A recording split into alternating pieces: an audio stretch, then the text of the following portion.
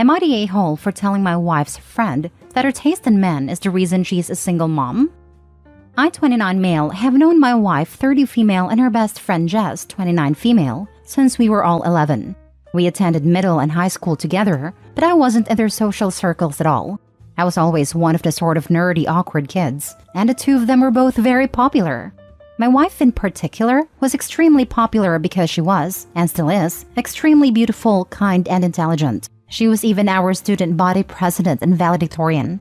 Jess was also very pretty, and I even had a tiny crush on her back then, and similarly popular, and they've been best friends since kindergarten. My wife and I started dating our senior year of high school after we were paired together to complete a project in one of our classes. We realized that we got along really well, and she asked me out, and I definitely wasn't saying no to her. But Jess, from the very start, did not respect our relationship and firmly believed that my wife could do much better. She has, in a decade plus since, consistently told that my wife is out of my league, that I was lucky she settled for me so young, and that my wife belongs with a more attractive and successful man. Now, I'm the first one to admit that my wife is out of my league. She's far more attractive, makes more money, and is just generally an amazing human being. But hearing it so often doesn't exactly feel good. Jess also has tried to convince my wife to cheat on me multiple times, and has even tried to set her up with other men, because she doesn't approve of my wife and I being the only partners either of us have ever had. Jess has a daughter, 5 female, whose father bailed on her and raises her as a single mom. Jess actually dropped out of med school to raise her daughter once she realized the father was not going to be in the picture. My wife and I absolutely love her daughter and love having her over. Jess had a date on Saturday night, so she left her daughter with us for the night and came to pick her up on Sunday and stayed for lunch. As I was preparing lunch for everyone and her daughter was playing in the yard, Jess and my wife were talking about her date. Jess was going on and on about how attractive the guy was, how good he was in bed, and all of the details. But I just ignored it.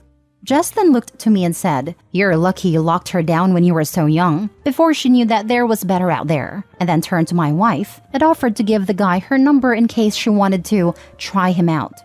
I got really angry at that point, so I just said, "I doubt you know anything about better, because your taste in men is why you are a single mom, and not a doctor right now." Both of them just stared at me in shock, and then Jess called me an a-hole and left quickly with her daughter. My wife has been upset with me since, so I have to ask, am I the a-hole? Edit. I just wanted to point out that my wife acknowledges that what Jess said was inappropriate, but thinks that what I said was unnecessarily cruel. It was always Jess's dream to be a doctor like her dad, especially after her dad passed away, and now that's probably never going to happen. Jess has said this to me before, so I was aware of it, and my wife thinks it was uncalled for to press on something that's so clearly a pressure point for her. Jess also frequently bemoans the pains of being a single mom, and about how all of the guys she goes out with ghost her as soon as she mentions her daughter. This is mainly why my wife is upset with me, because she thinks I purposely hurt Jess, while Jess's comments are a joke and aren't meant to hurt my feelings, which is probably mostly true. Now for the comments. Not the a-hole. Your wife is the biggest a-hole. She's allowed Jess to talk down to you for years and done nothing. You deserve better. You are out of her league. Jess is obviously an a-hole for treating you like crap and trying to get your wife to see other men for years. She should be banned from the house. I wouldn't say my wife's done absolutely nothing. I mean, she has told Jess that her comments are inappropriate before. But I honestly think my wife has a hard time standing up to Jess in general. Not even just about me, but Jess also says inappropriate things about my wife. And my wife still doesn't say much. Nothing and not much aren't very far apart in my book. This has been going on for years and should have been stopped already. She's offering your wife phone numbers. She tells her you aren't worthy of her. She's a home wrecker, always has been. Your wife needs to set her straight. My wife has been upset with me since. That's BS treatment from her. Your wife owes you a huge apology and needs to cut contact with Jess. Put your foot down.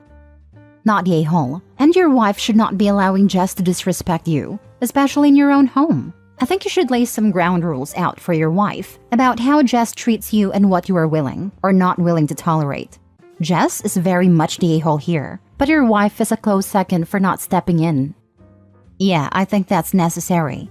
Part of the reason why I feel so strongly about this is because we recently found out that my wife is pregnant, though we haven't told anyone yet. So Jess doesn't know that my wife wants to make Jess the godmother. I personally don't want my kid to be raised by someone who thinks so lowly of one of the parents, but maybe that's just me. Not the a-hole.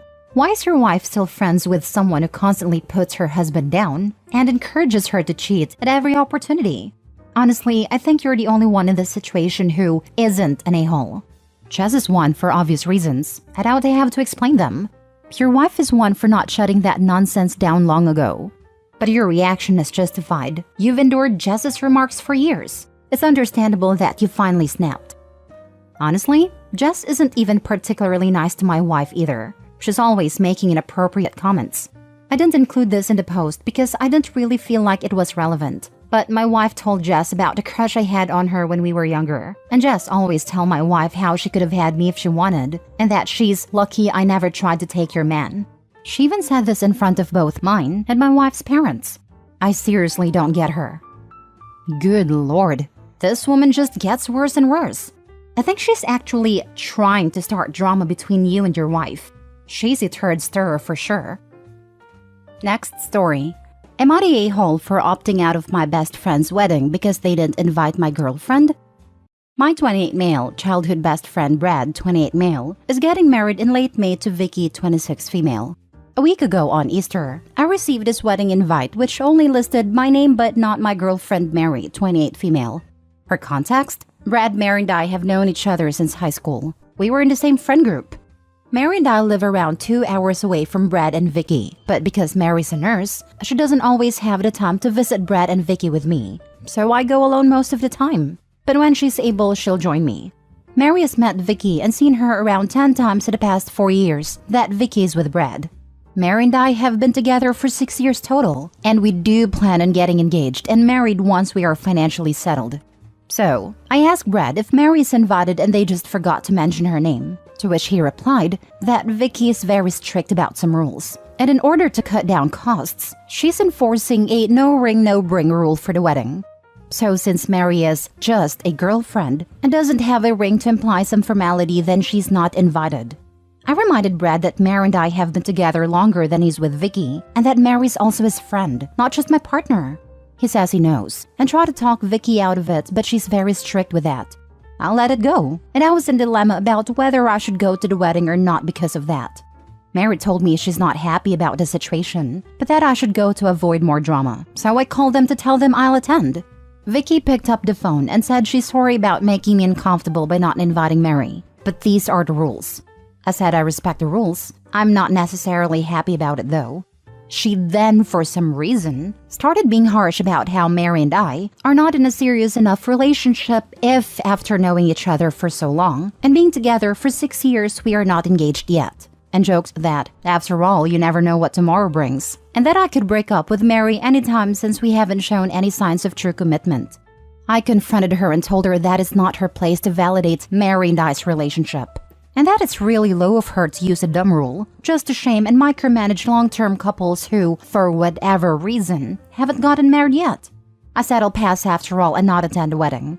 She and Brad said I'm disrespecting them and their choices by choosing Mary over their wedding day, and I said I don't care. Keep your rules, and I'll keep my relationship because it's more important than any exclusive rules that only exist in order to shame people. I've been receiving a lot of backlash from other friends for that choice since, who said I'm an a-hole for being so bitter about something so small. But to me it's not small. They invalidated Mary and our relationship. Not the a-hole. What a stupid rule. And stupid in this instance for many specific reasons. First of all, Mary and Brad were in the same high school friend group, so it could easily be argued that she could be invited purely based on being his friend and totally independent of her relationship with you. Second, using marriage as a barometer of commitment is insane. So by Bride's logic, if cousin Chad gets drunk in Vegas and marries the girl he's been dating for 2 weeks, she would get an invite, while your girlfriend of 6 years would not? That is so dumb. And to top all this off, you were initially willing to let it go and just come anyhow, but then Bride had to double down and insult your relationship to your face. That just sucks. Groom needs to step up and be a good friend and tell Bride she's being ridiculous. I really tried to look past so much stuff and go to the wedding just to honor my friend. I was willing to let go of the fact that Brad didn't even invite Mary not as my girlfriend, but as his friend. They are friends for God's sake. The fact that she's in a relationship with me now doesn't change the fact that we are friends. It is like Vicky wanted to rub it in my face about the no ring, no bring thing, and how insignificant my relationship with Mary is to her. I'd bet $100 that Vicky doesn't like Mary, and that's the real underlying issue here. When someone comes up with a BS rationale like this, it is usually hiding a darker reason. It's often also to show power and dominance. Weddings are a fantastic time to see what people are made of. Here are a few red flags that typically pop up. Many tyrants who override all decisions made by their spouse. I don't consider their mate at all. Responsibility shirkers who try to get out of doing any work. Freeloaders who try to get free stuff for minimal effort. Backstabbers trying to use the occasion to get even for stuff they don't dare address in real life. Typical from the families and grotto parties. False witnesses and people who never intend to stay true to their wedding vows. Attention hogs who try to make the process and party all about themselves, etc., etc., etc. I've known people like Vicky who get engaged and suddenly look down on anyone who isn't engaged or married, no matter how long a couple has been together. I had an acquaintance who banned all single people from her wedding, even though her fiancé was planning to have several single friends in his wedding party. Some of them had partners for years. The bride said to me that married people shouldn't be around single people. The last time I saw that couple, they were arguing about her rules for their wedding. It's super silly. Last story. Am I the a-hole for supposedly lying about having a son? Everyone involved here is in their late 20s to 30s. So last Christmas, my wife and I threw a Christmas party. A friend of mine I've known half my life, Rick, asked the day before if I could invite a few friends, which we thought was a bit inconvenient but agreed. One of these friends, Mila, brought a little boy with her, could not have been much older than 5. This was not a party for children, and I wish someone would have told me first that a child would be coming, for my wife and I would have advised against it. At a party, Mila's son played up a lot, and at one point was having a full-on tantrum while Mila was in the bathroom. I tried to calm him down, showing him some pictures of our dog we had in our fridge, and when Mila came back she was very grateful. She asked me if I had any children, and I told her I had a 7-year-old. We spoke briefly about our sons, and then she and her son went out to the garden where most of the guests were. The problem is that, in 2021 we lost my son. It was heartbreaking for me and my wife, and not something I wanted to divulge to a stranger. My wife and I still consider ourselves parents, and I would have thought that me being a parent might have been reassuring for her. However, Rick has since begun dating Mila, and has wanted to introduce her to our friends again. The topic of our Christmas party and our brief exchange in the kitchen came up when Rick informed Mila that my son had been dead for over a year. Mila now considers me to be a liar and untrustworthy and is not interested in seeing me again as she thought we had bonded over our sons. And Rick is annoyed he had to be the one to tell her about my dead son and demand I apologize to Mila for misleading her, which my wife finds insulting. On one hand, I do not think I did anything wrong. She was a stranger to me, and I doubted I would ever see her again. But I know this is causing tension in their relationship, and I do not wish to make Rick's life worse. So I am wondering if I should just apologize to keep them both happy. Am I the a-hole? Now for the comments. Not the a-hole. Your wife is right. This is insulting. You don't owe anyone an explanation or apology. You are not obligated to divulge the death of your young son to anyone. Ever. Thank you so much for your comment. Your friend Rick is an a-hole. Some stories/secrets aren't ours to tell. His girlfriend Mila is also an a-hole. She clearly needs to reevaluate herself for getting mad and expecting an apology for something that doesn't concern her. Bonding over a 10-minute convo is bull. She's just looking for a fight. I'm sorry for your loss, OP. Not the a-hole. I think Rick is an a-hole, but not for telling her. This woman became a big part of his life, so he expected for her to spend a lot of time around OP and his wife.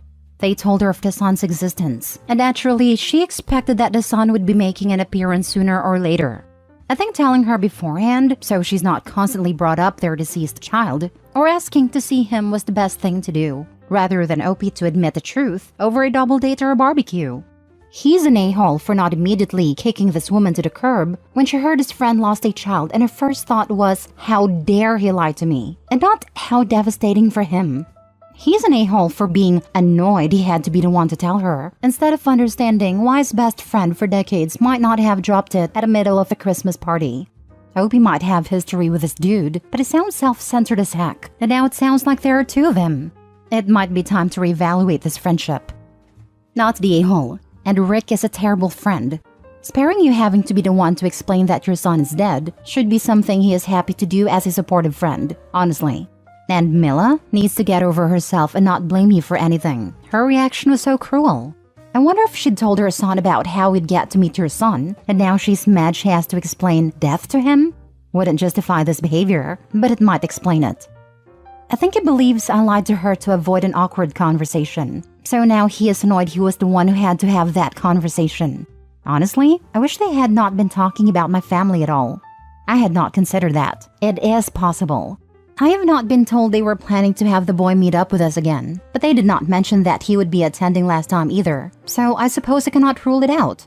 I do not know her well enough to really judge if she's that sort of person. Thanks for the comment. Not a-hole at all, this nutty woman has the very worst case of main character syndrome I've ever seen. And Rick's behavior in this absurd situation is unforgivable. The fact that he didn't shut her down immediately says it all. And the fact that he even mentioned this to you makes him utterly unredeemable. He thinks you owe her an apology? They both owe you the most heartfelt and sincere apology in the history of apologies. You wonder if you should apologize to them to keep the peace. Here's the only piece of advice, words to live by actually, that I can offer. The person who's being pressured to keep the peace is never the one who is threatening the peace in the first place. Being friends with these bottom dwellers will ruin your peace, and I'll bet your wife would agree.